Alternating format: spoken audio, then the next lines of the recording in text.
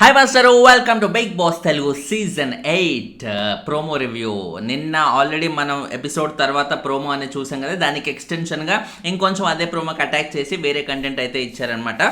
So ముందుగా మనకు చూస్తాము నిన్నటి ప్రోమోలోనే, అంటే నిన్నటి లాంచ్ ఎపిసోడ్ తర్వాత వచ్చిన ప్రోమోలోనే నాగమణి కంట బీభత్సంగా ఫైర్ అయిపోతున్నాడు. అసలు ఏమాత్రం చాలా లీస్ట్ ఎక్స్పెక్టేషన్స్తో ఒక 2-3 డేస్ బ్యాక్ కూడా ఈ పేరు కూడా లేని వినపడని ఒక కంటెస్టెంట్ ఇప్పుడు టాక్ ఆఫ్ ద సీజన్ 8 అయితే అయిపోయాడు. ఓపెనింగే తన గురించి ఎక్కువ కంటెంట్ డిస్కస్ చేసుకునే విధంగా ఆయన ఆ కంటెంట్ ఆయన జనరేట్ చేసుకోగలిగాడు. జనరేట్ చేసుకోవడం అంటే అక్కడ సిచ్యువేషన్ ఆయనకు అలా కలిసి వచ్చింది కాబట్టి ఆయనని టార్గెట్ చేసే విధంగా ఆ సిచ్యువేషన్ వచ్చింది కాబట్టి తద్వారా ఆయనకి కంటెంట్ అయితే ఇప్పుడు ఎక్కువ జనరేట్ అవుతుంది. ఫస్ట్ ప్రోమోలోనే ఆయనే హైలైట్ అయిపోతున్నాడు. ఫస్ట్ ఎపిసోడ్లో కూడా ఇన్ఫాక్ట్ ఆయనే హైలైట్ అయిపోయాడు. ఆయన కంటే పెద్ద పాపులర్ అయిన వాళ్ళు ఆల్రెడీ హౌస్లో ఉన్నా కూడా. సో నిజంగా నాగమణి కంటే చేసుకున్న అదృష్టం అనే చెప్పాలి ఇంకా చెప్పాలంటే. సో తర్వాత ఆయన నిఖిల్తోని మాట్లాడేది మనం ఆల్రెడీ చూసాం కదా నిన్న ప్రోమోలోనే. బేసిక్గా ఏంటంటే ఆయన మాట్లాడే విధానం నాకైతే నచ్చట్లేదు, చాలా డిఫరెంట్గా అనిపిస్తుంది అన్నట్టుగా చెప్తున్నాడు. ఆదిత్య ఓం గురించి చెప్తున్నట్టుగా మనకి ప్రోమో అయితే కట్ చేశారు. బట్ ఒరిజినల్గా ఏంటి అనేది మనం నైట్ ఎపిసోడ్లోనే లేకపోతే లైవ్లో మనకి చూపిస్తే, లైవ్లో నాకు తెలిసి మ్యాక్సిమం చూపించరు ఇంత ఇంపార్టెంట్ కంటెంట్ కాబట్టి, నైట్ ఎపిసోడ్లోనే చూడొచ్చు అనమాట. సో లైవ్ కూడా డెఫినెట్లీ నేను ఎప్పటికప్పుడు చేస్తూనే ఉంటాను, ఇంపార్టెంట్ అప్డేట్స్ ఏమైనా ఉంటాయి. సో ఛానల్ అయితే ఎప్పటికప్పుడు సబ్స్క్రైబ్ చేసుకొని పెట్టుకోండి. బ్యాక్ టు బ్యాక్ వీడియోస్ అనేవి వస్తూనే ఉంటాయి throughout Bigg Boss season. And తర్వాత చూసుకుంటే నిఖిల్ మణికంఠతో ఏమంటున్నారు, ఇప్పుడు నువ్వు ఆయన పెద్దోడు కదా ఆదిత్య ఓము, నువ్వు ఆయన గురించి ఇలా మాట్లాడకూడదు, రెస్పెక్ట్ ఇవ్వాలంటే ఇది రెస్పెక్ట్ గురించి కాదు, నా ఫీలింగ్ నేను చెప్తున్నాను అన్నట్టుగా ఆయన చాలా స్ట్రిక్ట్గా చెప్పేస్తున్నారు. మణికంఠ అంత ఈజీగా తీసుకునే క్యాండిడేట్ అయితే కాదు, కొంచెం టఫ్గానే ఉన్నాడన్నమాట. ఎంత టఫ్ ఉన్నాడు, స్టార్టింగ్ కాబట్టి ఇలా చేస్తాడు, ముందు ముందు కూడా ఇలాగే ఉంటాడా అంటే బేసిక్గా ఆయనకి బిగ్ బాసే లైఫ్ అండ్ డెత్. చాలామందికి బిగ్ బాస్ కాకుండా కూడా బయటికి వెళ్ళాక ఏదో ఒక పని చేసుకునే అవకాశం ఉంది. బట్ నాగమణి కంటే ఖచ్చితంగా ఇదే ఆయన బ్రెడ్ అండ్ బటర్ అన్నట్టుగా చెప్పేశాడు కాబట్టి సో ఆయనకి చాలా చాలా సీరియస్గా తీసుకున్నట్టున్నాడు. అఫ్కోర్స్ బయట సీరియల్స్ అవి చేసున్నా కూడా ప్రూవ్ చేసుకోవడానికి, లైమ్ లైట్లోకి రావడానికి ఇది బెస్ట్ ఆప్షన్గా చూస్ చేసుకున్నాడు కాబట్టి ఆయన ఎంత ఇవ్వాలో అంత కంటెంట్ అయితే ఇచ్చి పడేస్తున్నాడు అన్నట్టుగా మనకి తెలుసుకోవచ్చు. అండ్ ఇప్పుడు ఇన్ఫ్యాక్ట్ తనకి నిఖిల్తో కూడా చెప్తున్నాడు కూడా, నువ్వు ఈ టాపిక్ని మరీ ఎక్కువ డ్రాగ్ చేస్తావు, ఇక పుల్లింగ్ టాపిక్ అంటుంటే నేనా ఓకే ఫైన్ నేను వదిలేస్తాను అన్నట్టుగా అయితే నిఖిల్ చెప్తున్నట్టుగా అయితే తెలుస్తుంది. అంటే ఈయనతో నాకెందుకురా బాబు అని ఒక ఫీలింగ్తో నిఖిల్ ఎక్స్ప్రెషన్ ఇచ్చినట్టుగా అయితే తెలుస్తుంది. ప్రోమోలో ఏంటంటే చాలా ట్రిక్కీగా కట్ చేస్తారన్నమాట. అంటే మనం ఓకే ఇలాగే జరుగుండొచ్చు అలాగే జరుగుండొచ్చు అన్నట్టుగా అప్పుడప్పుడు కట్ చేస్తారు.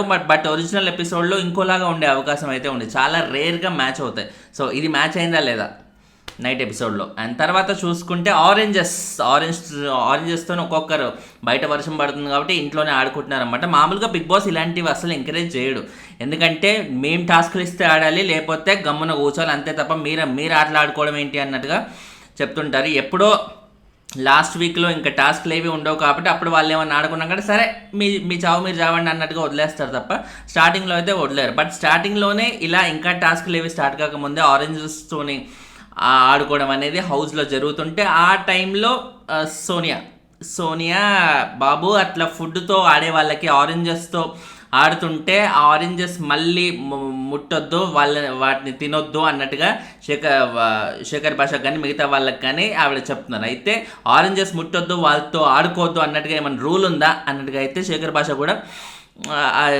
చెప్తున్నాడు. కానీ ఏంటంటే ఆరెంజెస్ ఇప్పుడు ఆరెంజెస్తో ఆడొద్దు అది ఇది అంటే రూల్ లేదు కదా, అంటే కొన్ని బేసిక్స్ అనేవి ఎవరు రూల్ పెట్టరు. అండ్ మోర్ ఓవర్ ఆయనకి ఫుడ్ అనేది ప్రతి ఒక్కరికి ఒక ఎమోషన్, చూసే ఆడియన్స్కి ఖచ్చితంగా ఫుడ్ అనేది చాలా ఎమోషన్ అనే అవుతుంది.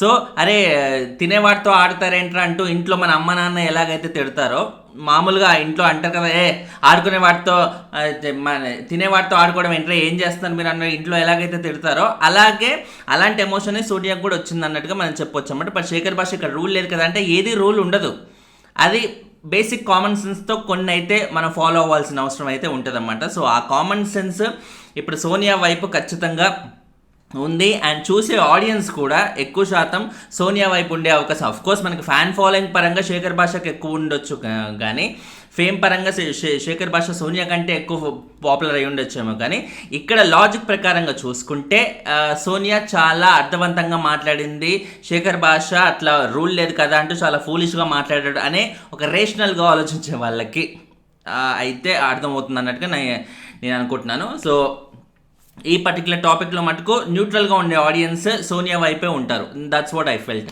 అండ్ తర్వాత అది ఇప్పుడు మీరు ఏవైతే ఆరెంజెస్తో ఆడుకున్నారో ఆ ఆరెంజెస్ నువ్వు ఆడుకున్నావు కాబట్టి నువ్వే తిను, వేరే వాళ్ళకి ఇవ్వకు, అంటే వేరే వాళ్ళకి ఎందుకు ఇవ్వద్దు, నీకు ఇవ్వద్దు అని చెప్పు అన్నట్టుగా శేఖర్ భాష అంటాను అనమాట. వేరే వాళ్ళకి ఇవ్వద్దు అంటే ఆల్రెడీ వాడిన ఆరెంజెస్ బీభత్సంగా అది డెఫినెట్లీ ఒరిజినల్గా ఆడకుండా ఉన్న ఆరెంజెస్కి ఆడిన ఆరెంజెస్కి ఖచ్చితంగా తేడా ఉంటుంది. మెత్తగా అయిపోవడము, రకరకాలుగా ఏదో ఒకటి డిస్టర్బెన్స్ అనేది ఆ ఫ్రూట్లో రావడం అనేది చాలా కామన్ విషయం. ఆ ఉద్దేశంతోనే సోనియా మాట అయితే అనింది. బట్ శేఖర్ భాష అసలు వినిపించుకునే మూడ్లోనే లేడనమాట. దానికి సోనియా కూడా చెప్పేస్తుంది, ఎవరైతే మనుషుల్లాగా తిందాం అనుకుంటుండ్రో వాళ్ళు అవైతే తినరు అన్నట్టుగా చెప్తుందన్నమాట. అంటే మేము మనుషులం కాదా, మేము పశువులం అన్నట్టుగా శేఖర్ భాష అదే రేజ్ అనేది చూపిస్తున్నా అన్నమాట, అస్సలు తగ్గకుండా. బట్ ఎంత రేజ్ చూపిస్తున్నా కూడా అందులో లాజిక్ అనేది లేకపోతే, పబ్లిక్ నమ్మేదే ఆయన కూడా ఆర్గ్యూ చేయకపోతే, పబ్లిక్కి ఎగెయిన్స్ట్గా, పబ్లిక్ బిలీఫ్కి ఎగెయిన్స్ట్గా తన వాదన అనేది ఉంటే, తను ఎంత బాగా వాదించినా కూడా పబ్లిక్ అయితే ఆయన వైపు ఉండరు. That's what I felt in this particular topic. And ఇంకోటి ఫస్ట్ ఛాలెంజ్ అయితే చెప్పారు. ఫస్ట్ ఛాలెంజ్ అన్నారు ఆ పట్టుకొని ఉండండి అనే ఛాలెంజ్ యాక్టివిటీ ఏరియాలో.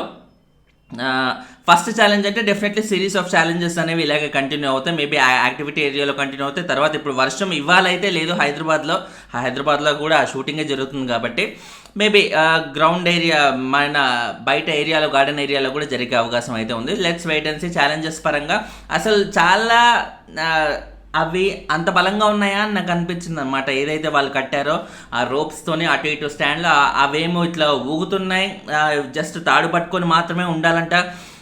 అంతమందిని ఎలా మోస్తుంది, అంత బరువుగా కట్టారా? Let's wait and of course Bigg Boss వాళ్ళు తీసుకునే జాగ్రత్తలు ఎలాగో తీసుకుంటారు, కానీ చూస్తుంటే మాత్రం చాలా తేలికగా ఇట్లా పట్ల ఉన్న ఫీలింగ్ అయితే నాకు వచ్చింది. ఓవరాల్గా లెట్స్ వెయిట్ అండ్ సీ ఎవరు గెలుస్తారు ఏంటి అనేది. అండ్ ఇలాగే బ్యాక్ టు బ్యాక్ అర్థమైందన్న వీడియోస్ కోసం, లాజికల్ అనాలిసిస్ కోసం దయచేసి ఛానల్ అయితే సబ్స్క్రైబ్ చేసుకోండి. సబ్స్క్రైబ్ చేసుకుంటేనే నోటిఫికేషన్స్ ఎక్కువగా వస్తాయి. ఎక్కువ లైకులు కొడుతుంటే వీడియో ఎక్కువ మందికి బూస్టప్ అవుతుంది. దయచేసి లైకులు మిస్ చేయకండి. ఇన్స్టాగ్రామ్ కూడా దిస్ ఈస్ ఫనీ అని ఛానల్ నేమ్ లాగే దిస్కి ఈస్కి ఫనీకి గ్యాప్ లేకుండా ఉంటుంది. సో ఆ పేజ్ మీరు లైక్ చేస్తే ఇక్కడ లేని చిన్న అప్డేట్స్ ఏమైనా ఉంటే అక్కడ నేను పోస్ట్ చేస్తుంటాను. Thanks a lot for watching. Bye.